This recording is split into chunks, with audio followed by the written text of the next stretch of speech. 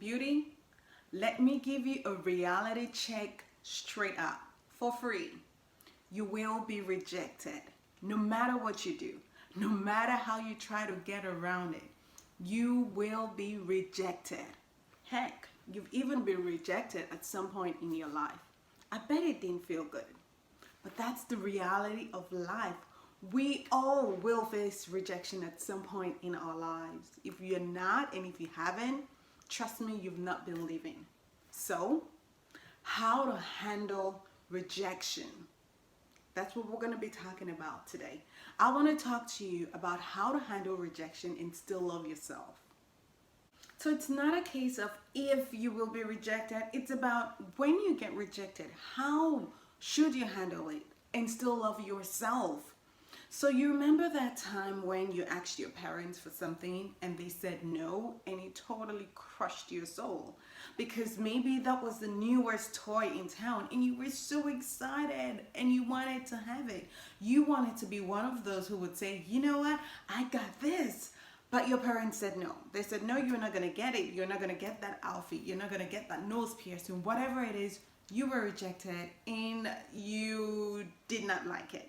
Or it may be the fact that you raised up a suggestion at work, and instead of the team embracing it because you thought it was a really good suggestion, as a matter of fact, maybe it is. Maybe it's a suggestion and an idea that will move the company forward and increase the bottom line, and you don't see why this will not be accepted, and you presented the idea and they shut it down and they said no, and it crushed your soul. Whatever the situation may have been, at some point in your life, you would have experienced rejection. And the good news, or maybe the not so good news, is the fact that as long as you're living and breathing, you will experience more rejection. If you watched the video I shot last week, where I talked about how to act, how to stand up and speak for yourself or for your community, etc. If you've not watched it, catch the video. I'm gonna put it somewhere up there, or it's gonna be somewhere in the description box below or in the playlist. But catch up with that, because if you stand up and speak up for yourself, at some point you will be rejected, and whatever ideas you're presenting and whatever solutions you're offering may be rejected. So how do you take this rejection on? And in any time that you are faced with rejection, how do you take it on and still love yourself instead of talking down to yourself and hating yourself and wanting the ground to open up and hide you? How do you handle it and still have your dignity and your self-worth still intact? The reason why rejection can feel soul crushing is because of the story we attach to rejection. So, for example, you presented your idea before your leadership team and you thought that this idea would totally take off. And as a matter of fact, they will applaud you for the idea, but instead they shut it down. And when you go away from that experience, you can take it one or two ways. You can take it in a destructive way that makes you totally want to crawl and die. Or you can say, you know what, that wasn't about me, that was about them. Maybe they were not ready. Maybe they don't see the angle that I am coming from. Maybe it's not something that is on their agenda at the moment, but my idea was good.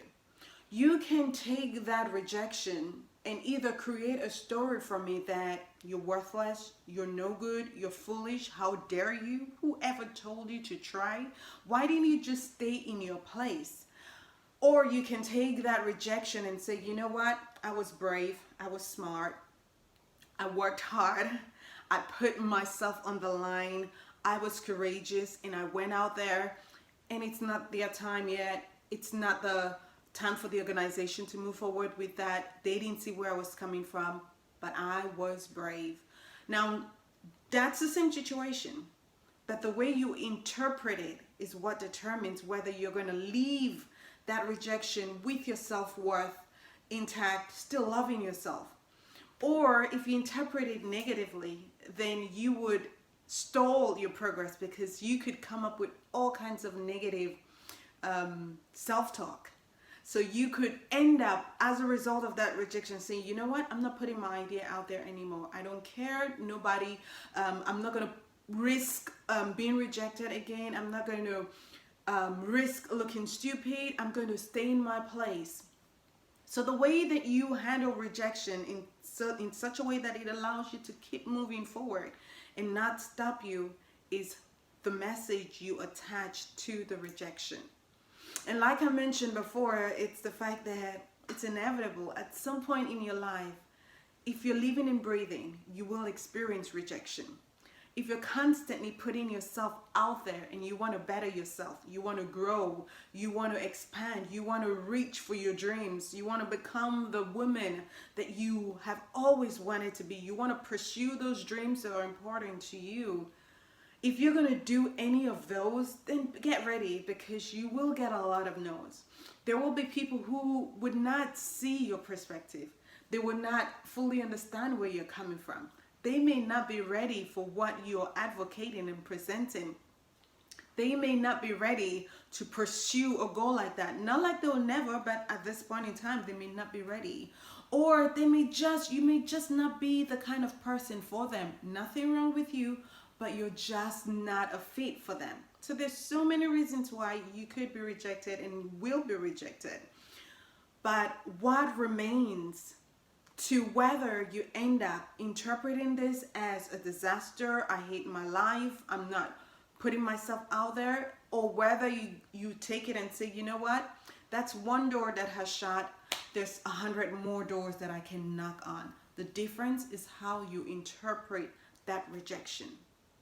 Imagine two people who applied for the same job and they were both turned down.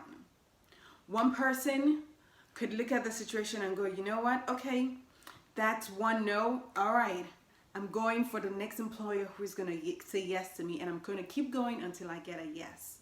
The other person could take that rejection and say, you know what, my CV is not good, maybe I'm not good enough, maybe I don't have enough experience, nobody will hire me, there are no jobs out there, I'm wasting my time.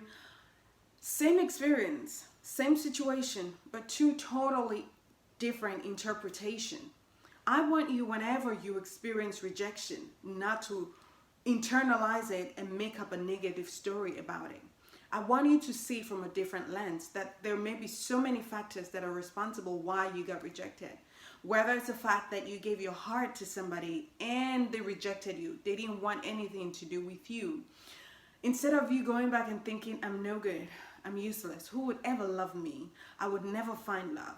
I want you to turn that around and think to yourself, well, I was not a good fit for him. We both were not meant for each other. He was not the person for me.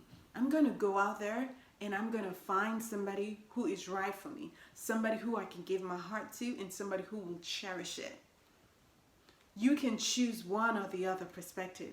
But I want you today, whenever you experience rejection, don't look at it from me-centered. Look at it from what opportunity is there next to grab. The world is your oyster. There's just so much you can do when you adopt a mentality that, hey, I'm beautiful, I'm smart, I'm strong. It's not about me. They're not ready.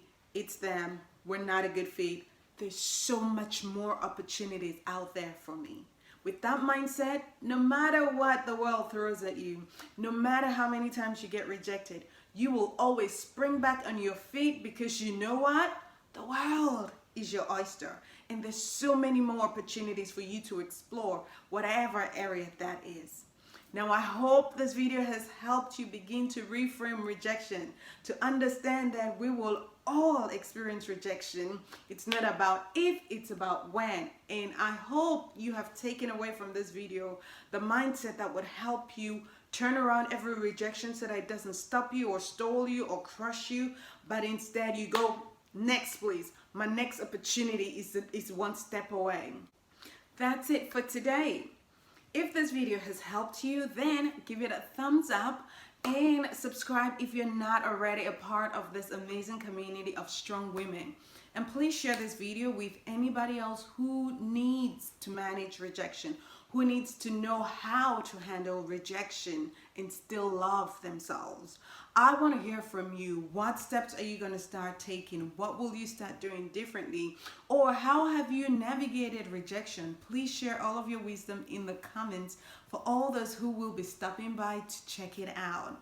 For more resources on how you can be your best and how you can find your voice and thrive, come over to christianasenibor.com, because there I have more resources to help you, and I am always keen to help you be the best that you can be. There's more information in the description box. Grab yourself a free gift from myself. But until I see you, whenever I see you, I want you to know that you can totally do this, and you can go out there and crush it and have a great, fantastic life. I'll see you soon.